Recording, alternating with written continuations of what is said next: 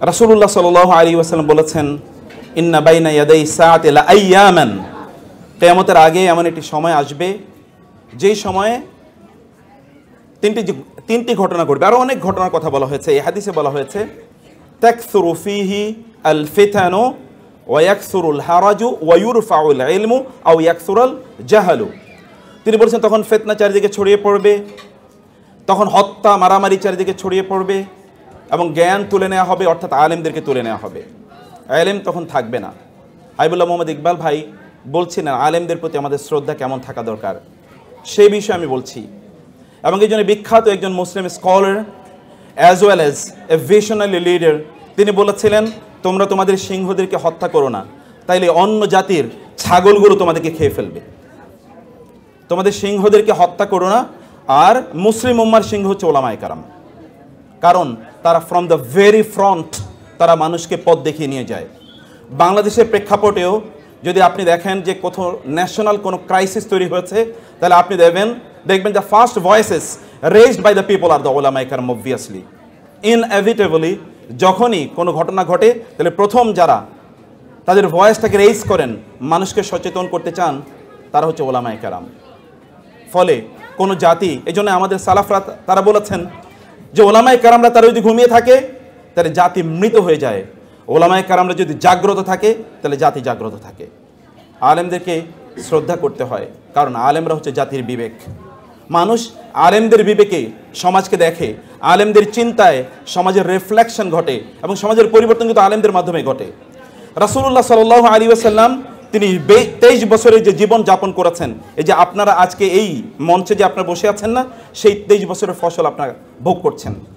23 বছর তিনি যে কাজ করেছেন, এর মধ্যে 13 বছর হি ওয়াজ সো মাচ নিগৃহীত ইন মক্কা। মক্কায় তো তিনি আসলে কোনো অবস্থায় তিনি কাজ করতে পারেন না, মার্জিনালাইজ, টর্চার্ড, এরকম একটা অবস্থায় শ্বাসরুদ্ধকর পরিস্থিতিতে তাকে মদিনায় চলে যেতে হয়েছে।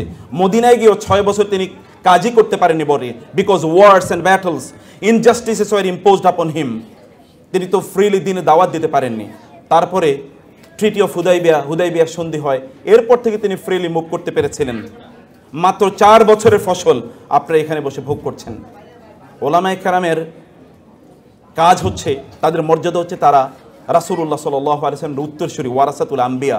আর কেউ এই ওয়ারাসাত আর কেউ লালন করে না, কেবল আলেমরা লালন করেন। এই জন্য আলেমদেরকে শ্রদ্ধা করা এটা ঈমানের অংশ। রাসূলুল্লাহ সাল্লাল্লাহু আলাইহি ওয়াসাল্লাম বলেছেন, ইন্না মিন ইজলালিল্লাহি সুবহানাহু ওয়া তাআলা ইকরামু যিশাইবাতিল মুসলিম ওয়া হামিলিল কুরআন গায়রিল গালি ফিহি ওয়াল জাফিআন। ওলামায়ে কেরামদেরকে শ্রদ্ধা করা মানে হচ্ছে আল্লাহ তাআলাকে শ্রদ্ধা করা, প্যারালাল। আল্লাহকে শ্রদ্ধা করা এর যতটুকু মর্যাদা, ঠিক ততটুকু মর্যাদা হচ্ছে আলেমদেরকে শ্রদ্ধা করা। হাবিবুল্লাহ ভাই উনি যে কথা বলেছেন তার উপর ভিত্তি করে আমি এতটুকু বলছি।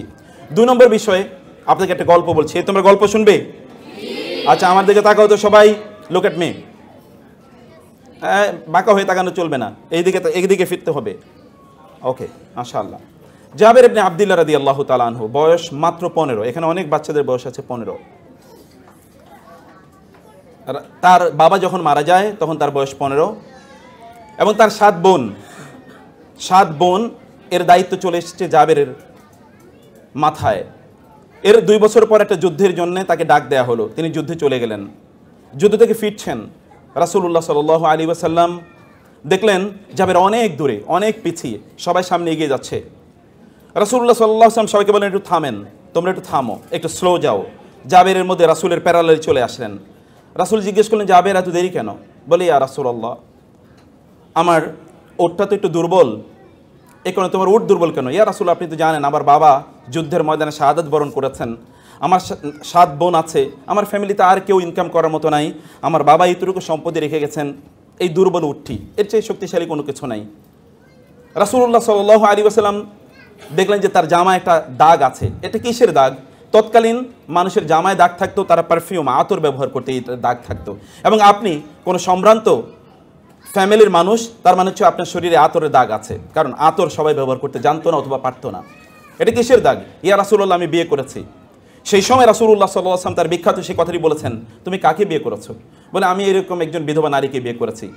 তুমি কেন একজন যুবতী নারীকে বিয়ে করলে না? তুলাইবুকা ওয়া তুলাইবুহা, তুমি তার সাথে একটু আনন্দ করতে পারতে, সে তোমার সাথে আনন্দ করতে পারতো। বলি, ইয়া রাসূলুল্লাহ, আমার 7টা বোন, এই বোনদেরকে লালন পালন করার জন্য আমার একজন দায়িত্বশীলা নারী দরকার ছিল, এবং এই কারণে আমি তাকে বিয়ে করেছি। রাসূল তাকে ইন্টারনালি মারহাবা জানালেন, তুমি big choice, great choice you have made.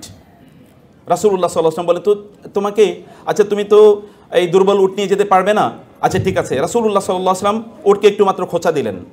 এটা এমন একটা আঙ্গুল, যে আঙ্গুল যদি আকাশের দিকে কেবল এতটুকু কেবল ইঙ্গিত করে, তাহলে আকাশের চাঁদ দ্বিখণ্ডিত হয়ে যায়।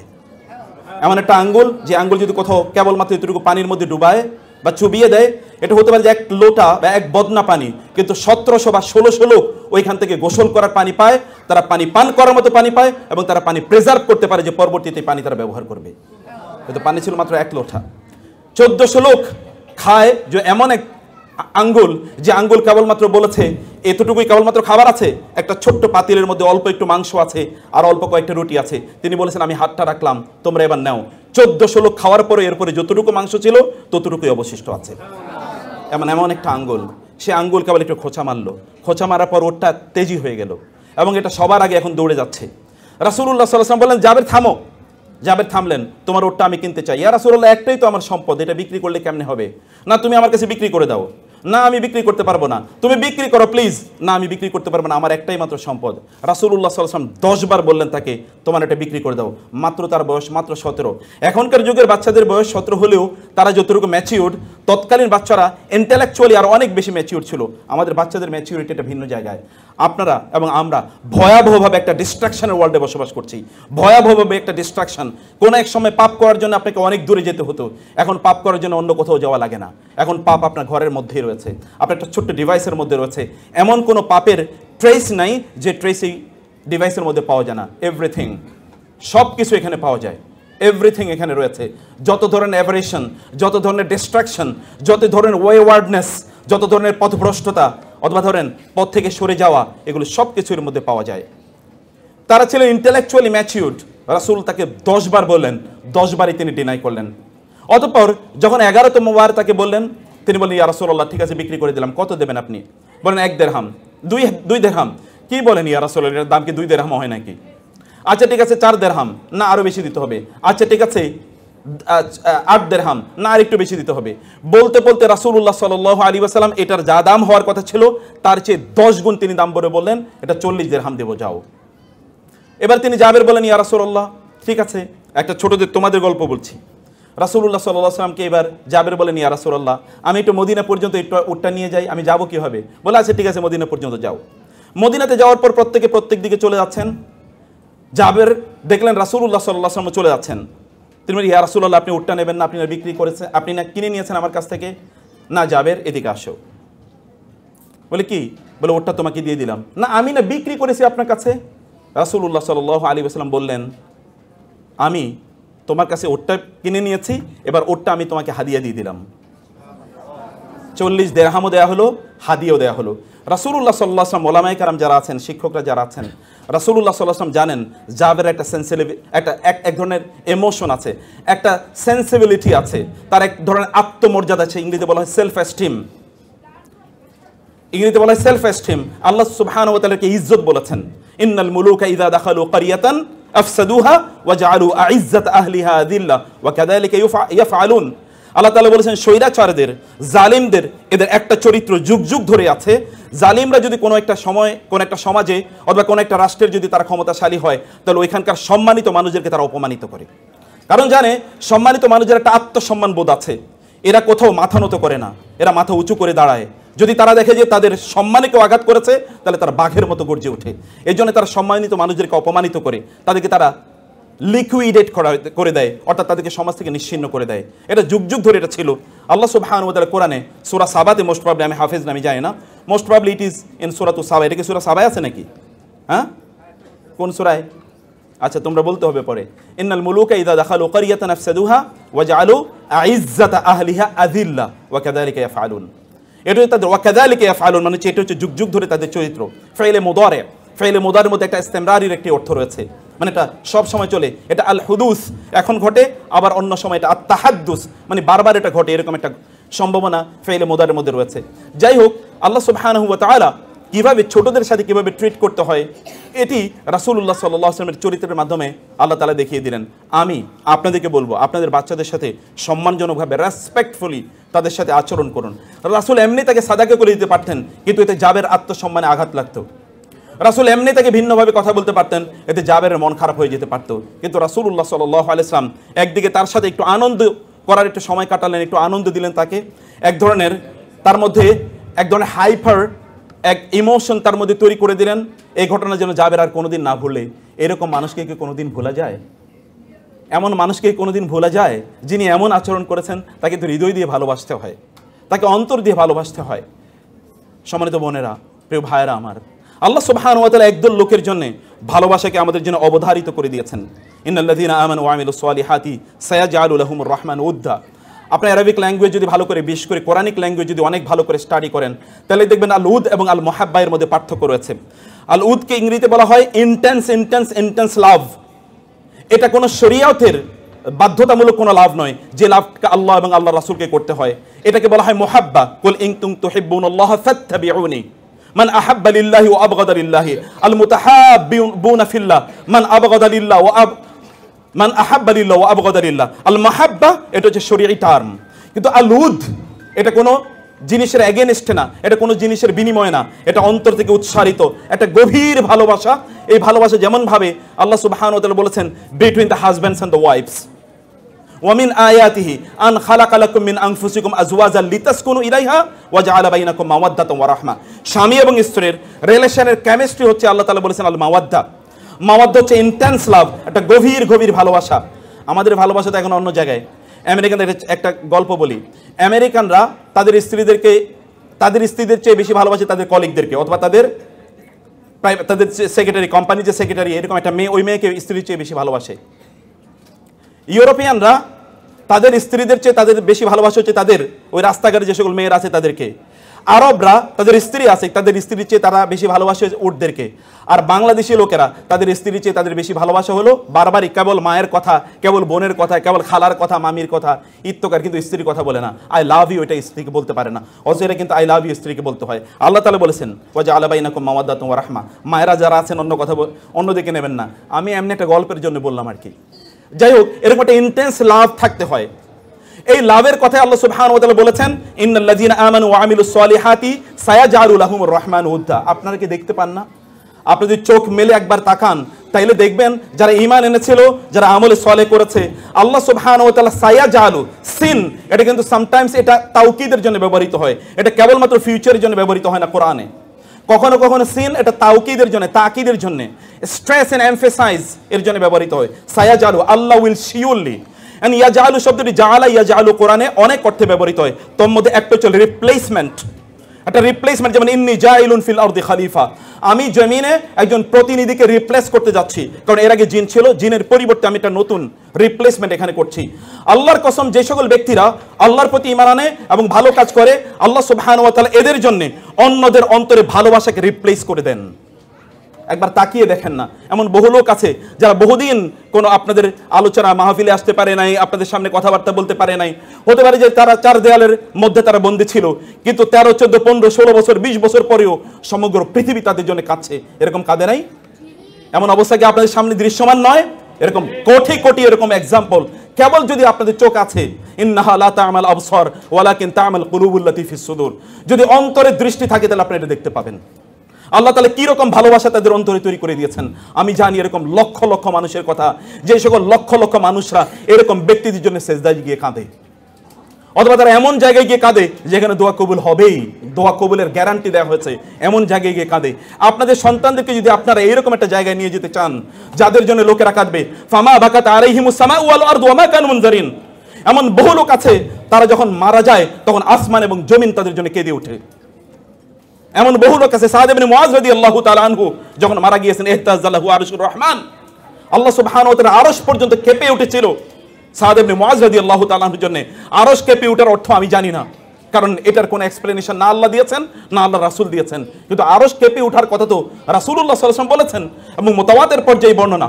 এই বর্ণনার মধ্যে কোনো সন্দেহ নাই, এরকম অনেক অনেক ঘটনা ঘটে। আল্লাহ সুবহানাহু ওয়া তাআলা এমন কিছু মানুষকে তৈরি করে দেন যারা আল্লাহর জন্য তাদের জীবনকে নিবেদিত করে দিয়েছিল, আল্লাহ সুবহানাহু ওয়া তাআলা অন্যদের অন্তর থেকে অন্য সকল জিনিসের ভালোবাসা দূর করে দিয়ে এই সকল ব্যক্তিদের ভালোবাসা তাদের অন্তরে তৈরি করে দেন। সায়াজআলু লাহুমুর রহমানু উদ্দা। আর এই ভালোবাসা আল্লাহ তাআলা বলেছেন নট মুহাব্বা, তিনি বলেছেন উদ্দা। উদ্দা মানে হচ্ছে, হতে পারে যে এই ব্যক্তি আপনাকে কোনোদিন পছন্দ করে না অথবা আপনার আদর্শকে পছন্দ করে না, কিন্তু তিনি আপনার জন্য চোখের পানি ফেলবেন, তিনি আপনার কথা বলবেন, তিনি আপনাকে স্যালুট করবেন, তিনি আপনাকে শ্রদ্ধা করবেন। এমন বহু লোক যারা হতে পারে যে আদর্শিকভাবে আপনাকে প্রচন্ডভাবে তারা ঘৃণা করে, কিন্তু আপনার ভালোবাসা তার অন্তরে আল্লাহ তাআলা এমন ভাবে তৈরি করে দিয়েছেন, সে আপনাকে শ্রদ্ধা করা ছাড়া কোনো উপায় নাই, in public or in private. সম্মানিত ভাইরা, 3 নম্বর বোনেরা, 3 নম্বর যে বিষয়টা আমি বলতে চাই, আমি জানি না 15 মিনিট চলে গেছে কিনা, আমার ঘড়িটা কাজ করছে না। 3 নম্বর যে বিষয়টা আমি বলতে চাই, তাহলে আল্লাহ সুবহানাহু ওয়া তাআলা বলেছেন ইন্নাল্লাযীনা আমানু ওয়া আমিলুস, আল্লাহ সুবহানাহু ওয়া তাআলা বলেছেন ইন্নাল্লাযীনা ক্বালু রাব্বুনাল্লাহ সুম্মা ইসতাকামু তাতানাজ্জালু আলাইহিমুল মালাইকাতু আল্লা তাখাফু ওয়া লা তাহজানু ওয়া আবশিরু বিল জান্নাতিল্লাতী কুনতুম তুআদুন। কোরআনের প্রত্যেকটা শব্দ যদি আমি বিশ্লেষণ করি তাহলে এটা অনেক সময় লাগবে। ইন্নাল্লাযীনা ক্বালু রাব্বুনাল্লাহ সুম্মা ইসতাকামু, আমি শুধু তাতানাজ্জালু শব্দটি বলি। তাতানাজ্জালু এটা বাবুত তাফাউল, এটা বাবুত তাফাউল, বাব তাফঈল, বাব ইফআল, অথবা যদি আমরা বলি বাব নাসারা অথবা দরাবা, যেটাকে আমরা মডার্ন ইংলিশ, মডার্ন অ্যারাবিক এটাতে বলি ফ্যামিলি নাম্বার 1, এটা হচ্ছে ফ্যামিলি নাম্বার 6।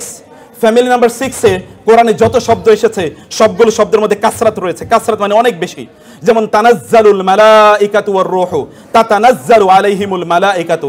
এখানে আলিফ লাম এটা কখনো কখনো ইস্তিগরাক অথবা লিল কাসরা, একটা কমিউনিটিকে বোঝানোর জন্য ব্যবহৃত হয়।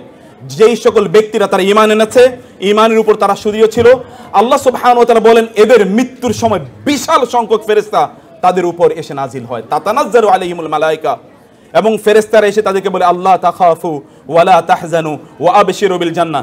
আল্লাহ তাখাফু, তাখাফু এবং তাহজানু, তোমাদের কোনো ভয় পাওয়ার কোনো কারণ নাই, অতীতের যা তোমরা করেছো এর জন্য কোনো ভয় পাওয়ার কোনো কারণ নাই। এমন অনেক মানুষ আছে যে সকল মানুষ অতীতে এমন কাজ করেছিল, মৃত্যুর ফেরেশতা যখন তার কাছে আসে তখন সে বলতে থাকে খবরদার আমার একটু একটা দিন সময় দাও, আরো একটা দিন বাঁচতে চাই, আরো একটা দিন থাকতে চাই। এটাকে বলে আল খাউফ। এবং দুই হচ্ছে আল হাজান অথবা আল হুজন। হুজন মানে হচ্ছে ভবিষ্যৎ সম্পর্কে আপনার টেনশন, আমি যা আকাম করছি অতীতে এটার জন্য জানি কি যেন হয়, ভবিষ্যতে যেন আল্লাহর সামনে গিয়ে কিভাবে দাঁড়াতে হয়। এইরকম একটা পরিস্থিতিতে ফেরেশতারা এসে তাদের কাছে বলে, আপনি হয়তো বা মা, তার পাশে আপনি দাঁড়িয়ে কাঁদছেন, আপনি বাবা কাছে কাঁদছেন, আপনার সন্তানরা আপনার মৃত্যুর সময় কাঁদছে এবং আত্মীয়স্বজন কাঁদছে, কিন্তু আপনি হাসছেন। কেন হাসছেন জানেন? কেন? আপনি কিন্তু অথবা মৃত্যুর দুয়ারে আপনি দাঁড়িয়ে আছেন, আপনি হাসছেন আর অন্যান্যরা কাঁদছে। কেন আপনি হাসেন জানেন? কারণ ফেরেশতারা এসে আপনাকে বলেছে লা তাখাফু ওয়া লা তাহজানু। 3 নম্বরে আপনার সামনে জান্নাত উপস্থাপন করা হয়েছে, ওয়া আবশিরু বিল জান্নাহ, এবং তাকে জান্নাতের সুসংবাদ দাও।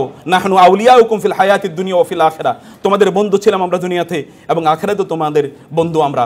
রাসূলুল্লাহ সাল্লাল্লাহু আলাইহি ওয়াসাল্লাম বললেন তুআদু আর রূহু ফি জাসাদিহি, ব্যক্তি যখন মারা যায় তখন তার রূহটা তার শরীরে ফিরিয়ে দেওয়া হয় এবং তাকে তখন ফেরেশতারা এসে তাকে প্রশ্ন করে, 4টি প্রশ্ন করে, এবং চতুর্থ প্রশ্নটি 3টি প্রশ্ন আমরা সবাই মুখস্থ জানি। চতুর্থ এবং সহিহ হাদিস, এটা হাসান আল আরনাউত, তিনি শোয়েব আল আরনাউত তিনি বলেছেন হাদিসটি সহিহ। ইমাম আহমদ ইবনে হাম্বল তার মুসনাদে হাদিসটি বর্ণনা করেছেন। তিনি বলেছেন রাসূলুল্লাহ সাল্লাল্লাহু আলাইহি ওয়াসাল্লাম অতঃপর বললেন, ফেরেশতারা তাকে 4 নম্বর প্রশ্নই করবে, ওয়ামা ইলমুকা, কি ধরনের জ্ঞান অর্জন করেছো আপনাদের বাচ্চাদের ব্যাপারে, এই কথাটি কি জ্ঞান অর্জন করেছো? তখন সে বলবে ক্বারাআতুল কুরআনা ফাআমানতু বিহি ওয়া সাদ্দাকতু, আমি কোরআন তেলাওয়াত করেছিলাম, কোরআন পাঠ করেছিলাম, কোরআনের উপর ঈমান এনেছি এবং কোরআন যা বলেছে আমি তাকে সত্যায়ন করেছি, আমি তা নিজের জীবনে বাস্তবায়ন করেছি, সেটা প্রচার এবং প্রসার করেছি এবং তার উপর আমি বিশ্বাস স্থাপন করেছি, আমি এর কোনো অন্যথা করি নাই। তখন আসমান থেকে ফায়ুনাদি মুনাদিন ফিস সামা, তখন আসমান থেকে চিৎকার করে জানিয়ে দেওয়া হবে আন সাদাকা আবদি, আমার বান্দা সত্য বলেছে। এই কথা মহান আল্লাহ সুবহানাহু ওয়া তাআলা বলেন, আমার বান্দা যা বলেছে সত্য বলেছে। আফরিশুহু মিনাল জান্নাহ ওয়া আলবিসুহু মিনাল জান্নাহ, তাকে জান্নাতের একটা বিছানা তার জন্য তৈরি করে দাও এবং তাকে জান্নাতের পোশাক তাকে পরিধান করিয়ে দেয়া হোক এবং তার জন্য জান্নাতের একটা দরজা তার জন্য উন্মুক্ত করে দেওয়া হয়। এই দরজা দিয়ে সে তখন জান্নাত দেখতে পায়। জান্নাতের রাওহিহি, কোরআনে হাদিসে এসে তারপরে তার কাছে আসে মির রাওহিহা ওয়া তুইবিহা, জান্নাতের সুগন্ধি এবং জান্নাতের যে সুরম্য অট্টালিকাগুলো এগুলো সে দেখতে পায়। এখানকার নেয়ামত তার কাছে আসতে থাকে। এরকম একটা অবস্থা এই সকল ব্যক্তির জন্য তৈরি হয়। সম্মানিত ভাইয়েরা এবং বোনেরা, আপনারা যদি আপনাদের সন্তানদেরকে চান এরকম মানুষে তারা পরিণত হোক, পৃথিবী ব্যাপী আল্লাহ সুবহানাহু ওয়া তাআলা তাদের অন্যদের অন্তরে এদের ভালোবাসা তৈরি করে দেখ, এরা সফল হোক এবং এরা যখন আল্লাহ সুবহানাহু ওয়া তাআলার সামনে যখন যাবে তখন এরা এলিট হিসাবে, অ্যারিস্টোক্রেটিক হিসাবে, নোবেল হিসাবে সম্ভ্রান্ত মানুষের মতো তারা আল্লাহর সামনে দাঁড়াবে, অথবা আপনারা আল্লাহর সামনে দাঁড়াবেন, এরকম অবস্থায় তাহলে অবশ্যই আপনাদের নিজেদেরকে সিদ্ধান্ত নিতে হবে 15 সেকেন্ডের ওই সময়ে আপনার সন্তানকে নিয়ে আপনি যা চিন্তা করেছিলেন না, সেটিকে নিয়ে আপনি ভাবুন, সেটিকে আপনি করতে থাকুন, সেই পথে আপনি অব্যাহতভাবে চলুন। আশা করছি তানজিমুল উম্মাহ সেই পথে আপনাদেরকে পরিচালিত করছে, এবং আল্লাহ সুবহানাহু ওয়া তাআলা এখানকার ম্যানেজমেন্টকে সেই তৌফিক দান করুন, আল্লাহুম্মা আমিন। এবং আমাদের এই দেশকে আল্লাহ সুবহানাহু ওয়া তাআলা তার দ্বীনের জন্য, তার শরিয়ার জন্য এবং তার রাসূলের সুন্নাহর জন্য কবুল করে নিন। এখানকার উলামায়ে কেরামদের আল্লাহ তাআলা মর্যাদা অনেক অনেক বাড়িয়ে দিন, এবং আল্লাহ সুবহানাহু ওয়া তাআলা তাদেরকে ডিভাইন হেফাজতের মাধ্যমে তাদেরকে হেফাজত প্রদান করুন। যারা দ্বীনের দাওয়াতি কাজ করছেন তাদের কথাকে আল্লাহ তাআলা এবং তাদের আওয়াজকে আল্লাহ সুবহানাহু ওয়া তাআলা বলিষ্ঠ করে দিন, তাদের সাহসিকতাকে আল্লাহ তাআলা বাড়িয়ে দিন, তাদের মর্যাদাকে আল্লাহ তাআলা শক্তিশালী করে দিন, এবং তাদের মাধ্যমে যেন এই সমাজ পরিচালিত হয় এমন একটা সিচুয়েশন এবং অবস্থা আল্লাহ তাআলা তৈরি করে দিন। থ্যাংক ইউ ভেরি মাচ, জাযাকুমুল্লাহ খায়ের। আপনারা অনেকটুকু সময় দিয়েছেন, আপনাদেরকে আল্লাহ তাআলা অনেক কল্যাণ দান করুন। এবং তানজিমুল উম্মাহ ম্যানেজমেন্টকে আমি সম্মানিত চেয়ারম্যান এবং সম্মানিত প্রিন্সিপাল এবং অন্যান্যদের যারা আছেন তাদের প্রত্যেকে কৃতজ্ঞতা জানাচ্ছি আমাকে এখানে দাওয়াত দেওয়ার জন্য এবং সুযোগ করে দেওয়ার জন্য কিছু কথা আপনাদের সাথে শেয়ার করার। আল্লাহ সুবহানাহু ওয়া তাআলা সবাইকে অনেক অনেক কল্যাণ দান করুন, আমিন। হাযা ওয়া সাল্লাল্লাহু সুবহানাহু ওয়া তাআলা নবিয়ানা মুহাম্মদ ওয়া আলিহি ওয়া সাহবিহি আজমাইন। সুবহানাকাল্লাহুম্মা ওয়া বিহামদিকা আশহাদু আল্লা ইলাহা ইল্লা আনতা আস্তাগফিরুকা ওয়া আতুবু ইলাইক। ওয়াসসালামু আলাইকুম ওয়া রাহমাতুল্লাহি ওয়া বারাকাতুহু।